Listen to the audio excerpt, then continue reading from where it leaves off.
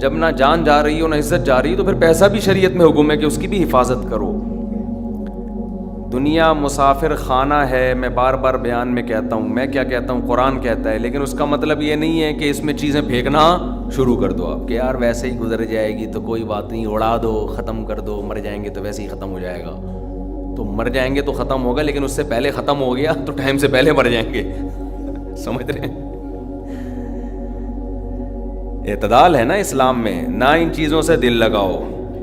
سورہ بنی اسرائیل کی کیسی بہترین آیت ہے. آج میں سفر سے آیا ہوں تو میری سیٹنگ بھی تھوڑی سی آؤٹ ہے کیونکہ میں سویا نہیں ہوں پوری رات. تو قرآن کے الفاظ دیکھیں, لا تجعل یدک مغلولۃ الی عنقک, نہ تو اتنے کنجوس بن جاؤ کہ اپنے ہاتھوں کو گردن سے باندھ لو, ولا تبسطها کل البسط, اور نہ اپنے دونوں ہاتھوں کو ایسے پھیلا کے اڑانا شروع کر دو. وابتغ بین ذلک سبیلا, ان دونوں کے درمیان اعتدال والا راستہ اختیار کرو. اچھا, ہر آدمی کہتا ہے میں اعتدال سے چل رہا ہوں, کہ نہ میں اتنا ایسے اڑا رہا ہوں اور نہ میں کنجوس ہوں, کیونکہ میں نے اس دن میری گاڑی کا شیشہ ایک بندے نے صاف کیا تھا, میں نے اس کو 10 روپے دیے تھے, میں تو بالکل بھی کنجوس نہیں ہوں. اس دن چمونی آپا آئی تھیں ہمارے محلے میں, میری والدہ کی بڑی اچھی دوست ہیں, تو میں نے ان کو چائے پلائی تھی. میں تو میں نے یہاں, میری مسز نے کہا تھا کہ 2 سموسے لے آؤ, میں لے آیا تھا. اگر میں کنجوس ہوتا تو میں کہتا نہیں, نان نفقے کے علاوہ کچھ بھی گھر میں نہیں آئے گا. تو آپ میں اعتدال ہے یا نہیں, یہ فیصلہ خود نہ کرو میرے بھائی. یہ کبھی کچھ دن سخی لوگوں کے ساتھ گزارو تو ہم سب کو پتہ چلے گا کہ ہم سب کیا ہیں, کنجوس ہیں. سمجھ رہے ہو, ہم سب کنجوس ہیں. کچھ دن سخی لوگوں میں اٹھو بیٹھو. اسلام چاہتا کیا ہے؟ جو اسلام چاہتا ہے وہ تو میں پوری بات کہوں گا تو شاید جمعہ پڑھنا چھوڑ دیں آپ لوگ. اسلام کہتے ہیں مسافر خانہ سمجھو اس کو, اتنا نہ اڑاؤ کہ کل مانگنے کی ضرورت پیش آ جائے, بس اس سے کم خرچ کرو, ٹھیک ہے نا. یہ رکھنے کی چیز نہیں ہے. لیکن ہم یہ نہیں, ہم نے تو کتنے سالوں کا جمع کر کے رکھا ہوا ہے, جمع ہوتا جا رہا ہے, ہوتا جا رہا ہے, ہوتا جا رہا ہے, پلاٹ کی شکل میں, گولڈ کی شکل میں, دکانیں, پھر پراپرٹی, ہوتے ہوتے ہوتے. کمال کی بات یہ, اسلام کمانے سے منع نہیں کر رہا, جمع کرنے سے منع کر رہا ہے. اور ہم نے دینداروں کو دیکھا ہے کمانے کی زیادہ کوشش نہیں کر رہے, جمع زیادہ سے زیادہ کر رہے ہیں. عجیب بھائی, ارننگ بڑھاؤ, اپنی ڈبل کر دو, اس میں فائدہ ہے. مسلمان پاورفل ہوگا تو اسلام ترقی کرے گا. تو کہتے ہیں نہیں یار میری آمدن مہینے کی اتنی ہے تو مجھے کیا ضرورت ہے. لیکن اس آمدن کو کیا کر رہے ہیں, جمع کر رہے ہیں. بھائی کمائی ڈبل کر دو تاکہ خرچ بھی کیا ہو جائے, خرچ اچھی جگہوں پہ شروع کر دو. اپنے لیے نہیں کماؤ, قوم کے لیے کمانا شروع کر دو نا. ڈبل کمانا شروع کر دو, 4 گنا کمانا شروع کر دو, لیکن اس کمائی کو پھر خیر کے کاموں میں خرچ کرو. نبی صلی اللہ علیہ وسلم نے فرمایا, ایماندار تاجر وہ شخص جو اس لیے تجارت کرے کہ لوگوں کے سامنے ہاتھ نہ پھیلانا پڑے, ایمانداری کے ساتھ تجارت کرے. پیغمبروں کے ساتھ ہوگا قیامت کے دن. حضرت عثمان اگر تھوڑا کماتے تو 400 گھوڑے دیتے جہاد میں. بولو نا, گھوڑا لینڈ کروزر تھا اس زمانے کی, 400 V8 حضرت عثمان نے دیے ہیں. کتنا کمایا ہوگا. ہاں, اتنا کمانا کہ آپ اپنے صحت کی کبھی خیال نہ کر سکیں, آپ بیوی بچوں کو بھی ٹائم نہ دے سکیں, وہ پھر کمانے میں بے اعتدالی ہے. کمانے کا ایک حد تک آپ کے ٹائم اور جسم سے تعلق ہے, اس کے بعد کھوپڑی سے تعلق ہے. کھوپڑی نہیں استعمال کر رہا, گدھا بنا ہوا ہے, محنت بہت کر رہا ہے. ہم نے ایسے کمانے والے دیکھے ہیں کہ سارا دن کمانے کی فکر میں ہوتے ہوتے بچوں کی فکر ہی نہیں ہے, بیوی کو ٹائم نہیں دے رہے, ماں باپ کو ٹائم نہیں دے رہے, اپنی صحت کو ٹائم نہیں دے رہے. تو زیادہ کمانے کا یہ مطلب ہرگز نہیں ہے. زیادہ کمانے کا مطلب یہ ہے کہ کمانے میں ٹائم تو آپ نے اتنا ہی دینا ہے جتنا آپ کی صحت اجازت دیتی ہے. نماز کا ٹائم نکلے, تہجد کا ٹائم نکل جائے, تسبیحات تلاوت کا ٹائم نکلے, اس میں آپ کے لیے کچھ اللہ کا ٹائم بھی نکلے, کچھ دین کی تبلیغ کا ٹائم بھی نکلے, کچھ پڑھائی کا ٹائم بھی نکلے. ویڈیو نہیں بنائے بھائی, یہاں لکھا ہوا ہے نا, کچھ پڑھائی کا ٹائم بھی نکلے, یہ تمام چیزوں کا ٹائم نکلنے کے ساتھ ساتھ پھر کمانے کو ٹائم دینا ہے. اس میں پھر جب اتنا ٹائم دے کے پھر پلاننگ کر کے اس کو بڑھانے کی کوشش کرنی ہے, یعنی ارننگ کو بڑھانے کی کوشش کرنا ہے. یہ نہیں کہ آپ نے ٹائم زیادہ دینا شروع کر دیا, اس میں ٹائم زیادہ دینے سے تو آپ کی صحت کو نقصان ہوگا نا. ارے 5 نمازیں تو پڑھنی پڑیں گی نا ٹائم پہ, پھر تلاوت روزانہ کرنی ہے کہ نہیں کرنی ہے, صبح و شام کی تسبیحات ہیں وہ بھی کرنی ہے, تہجد کی بھی کوشش کرنی ہے, باپ کو بھی ٹائم دینا, اماں کو بھی, بیوی بچوں کو بھی, پھر باقی پھر اپنی ایکسرسائز وغیرہ صحت کو بھی, پھر باقی ٹائم کس کو دینا ہے, وہ پیسہ کمانے کو دینا ہے. پھر اس پیسہ کمانے کے کو جتنا ٹائم آپ نے دے دیا تو اس میں آپ کہہ سکتے ہیں کہ پھر ہم اس کو بڑھائیں کیسے, ہم تو 8 گھنٹے کمانے کو دے رہے ہیں, اب اس میں کیسے بڑھائیں ہم. تو بھائی کھوپڑی استعمال کر کے کیا کریں, اس کو بڑھائیں. کھوپڑی سے چیزیں بڑھ جاتی ہیں, کھوپڑی تو استعمال مسلمان کر ہی نہیں رہا ہے نا. اب یہ کہ کیسے کھوپڑی استعمال کریں, تو آپ خود استعمال کرو کہ یار میں یہ کام کر رہا ہوں تو میں اگر یوں کر لوں تو یہ ایسے بھی ہو سکتا ہے. یہ بیٹھیں گے تو سمجھ میں آئے گا انشاءاللہ آپ کے خود, لیکن بیٹھتے ہی نہیں ہیں, سوچتے ہی نہیں ہیں. جو جہاں کھڑا ہے وہیں کا وہیں رہے گا وہ. خیر, تو میں کیا عرض کر رہا تھا, وہ تو بات ختم ہو گیا, آپ لیٹ آئے نا, اصل بات کچھ اور شروع ہوئی. اچھا خیر, جلدی سے بات کو میں لے کے آتا ہوں. تو اعتدال جو ہے نا, سخاوت, سخی لوگوں میں آپ اٹھیں گے بیٹھیں گے تو پتہ چلے گا کہ اعتدال کسے کہتے ہیں. عربوں میں بڑی سخاوت ہے, ہم نے علماء میں بڑی سخاوت دیکھی ہے. تو سخاوت کا مطلب یہ ہے کہ آپ اتنا خرچ نہ کریں کہ کل آپ کو مانگنا پڑ جائے. اس کا علماء نے ایک معیار بیان کیا ہے, وہ خوب اچھی طرح سمجھ لیں, وہ بڑا زبردست معیار ہے کہ اپنے اور اپنے بیوی بچوں کے لیے 1 سال کا ذخیرہ کر لیں پیسوں کا, چاہے وہ گولڈ کی شکل میں ہو یا کرنسی کی شکل, بہتر ہے گولڈ کی شکل میں ہو. آج اگر آپ جاب لیس ہوتے ہیں تو 1 سال تک اگر آپ کو جاب نہ بھی ملے تو آپ نے جو پیسہ اسٹور کیا ہوا ہے اس سے اسی معیار کی زندگی اپنے گھر والوں کو دے سکتے ہیں جو اب تک دیتے آئے ہیں. اور یہ 1 سال آپ کے پاس جاب تلاش کرنے کا یا کاروبار دوبارہ سے اٹھانے کا آپ کے پاس موقع ہے. 1 سال سے زیادہ کی پھر کوئی انتہا نہیں ہے. لوگ کیا کرتے ہیں, جمع کر رہے ہیں کہ کل اگر جاب چلی گئی, کل اگر کاروبار ٹھپ ہو گیا تو بھائی کل کیا, پھر تو خبر تک کا رکھو سنبھال کے, وہ تو پھر ٹینشن سے ہی دنیا سے جاؤ گے. تو کچھ اللہ پہ توکل کرو نا اس معاملے میں. اللہ ہمارے بس میں یہ تھا, 1 سال ایک خاص مقدار ہوتی ہے, اس میں چاروں موسم آ جاتے ہیں. بھائی کاروبار آپ کا نہیں چلا, سردی میں نہیں چلا تو ہو سکتا ہے گرمی میں چل جائے, خزاں میں چل جائے, بہار میں چل جائے, تو کبھی نہ کبھی تو چلے گا. نہیں چلا تو پھر اللہ نہیں چلانا چاہتا, بس اسی میں اللہ کرے بیٹھ کے. جو آدمی اللہ پہ اعتماد توکل نہیں کرتا وہ تو کبھی زندگی میں سکون میں آ ہی نہیں سکتا ہے. تو 1 سال کا اسٹور کر لیں آپ. اور بہت اللہ نے پیسہ دیا ہے تو بچوں کے لیے ایک پراپرٹی لے کے ڈال دی, پلاٹ 2-4 لے کے ڈال دی. مرنے کے بعد بچے بالکل روڈ پہ نہ آ جائیں, بس باقی کیا کرو, کھاؤ کھلاؤ. ٹھیک ہے, کیا کریں. ایک لطیفہ سنا دوں, ہمارے ایک دوست نے بھیجا تھا, بڑا زبردست قسم کا. ہمارے ایک دوست ہیں لاہور میں, انہوں نے کسی کا لطیفہ بھیجا, لیکن لطیفہ بڑا سبق آموز ہے. وہ ایک آدمی گیا گوشت کی دکان پہ, شاید آپ لوگوں نے بھی سنا ہو, اور کہنے لگا کہ 1 کلو گوشت دے دو.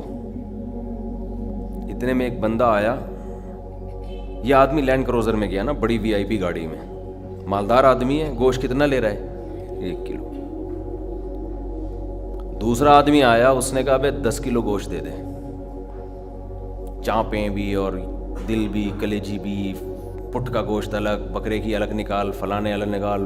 بڑے بھائی وہ کسائی اس کو چھوڑ کر اس کے پیچھے لگ گیا نا, اس کو پہلے گوشت بنا کے دیا. یہ جو 1 کلو والا تھا نا 1 کلو والا, اس کو غصہ آیا کہ یار اس کو تو 10 کلو دے رہا ہے کم بخت, 10 کلو والے کو پہلے دے رہا ہے. اس نے کہا بھائی وہ اس کا آرڈر بڑا ہے, وہ پرانا کسٹمر ہے ہمارا. اس نے کہا یار اس کے پاس اتنا پیسہ کہاں سے آیا کہ اتنا ویسے گوشت لے کے جا رہا ہے. اس نے کہا بات یہ ہے کہ اس کی 4 بیویاں ہیں. اس کی کتنی بیویاں ہیں, 4 بیوی, چاروں بیوہ ہیں. اور یہ چاروں بیویاں کسی مالدار آدمی کی بیویاں تھیں جو ان کے لیے بہت پیسہ چھوڑ کے گئے اپنی بیویوں کے لیے. اس مالدار نے کھایا کم اور بچایا بولو زیادہ. اور بچانے میں زندگی گزر گئی اس کی، تو ظاہر ہے کھانا نصیب نہیں ہوا، مر گیا۔